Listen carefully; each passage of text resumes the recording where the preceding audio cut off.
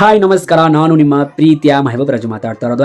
22 ಆಗಸ್ಟ್ಗೆ ಒಂದು ಮೆಸೇಜ್ ಬಂತು, Google AdSense check your recent payment ಅಂತ ಬಂತು. ವೈಟಿ ಸ್ಟುಡಿಯೋನ ಓಪನ್ ಮಾಡ್ಬಿಟ್ಟು ನೋಡ್ತೀನಿ, ನಿಮ್ಮದು $104 ಕಂಪ್ಲೀಟ್ ಆಗಿದೆ.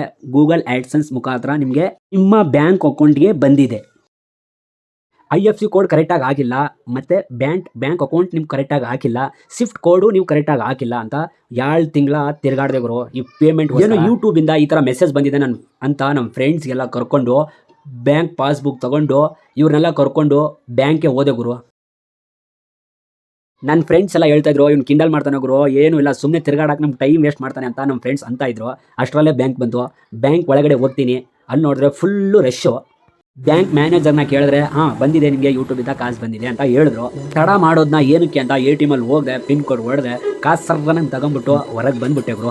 ನಮ್ಮ ಫ್ರೆಂಡು ನೋಡ್ಬಿಟ್ಟು ಖುಷಿಯಿಂದ ಕಣ್ಣೇ ಮುಚ್ಕೊಂಡ್ಬಿಟ್ಟ ಗುರು ಅವನು.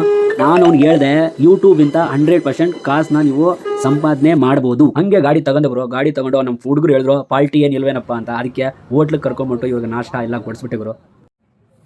ಸೂಪರಾಗಿತ್ತು ನಾಷ್ಟ, ಹೋಳ್ಗೆ ಊಟ ಎಲ್ಲ ತಿಂದ್ಬಿಟ್ಟು ಅಲ್ಲಿಂದ ಮನೆಗೆ ಹೊಂಟೆ ಗುರು ಫ್ರೆಂಡ್ಸ್ನ ಕರ್ಕೊಂಡು.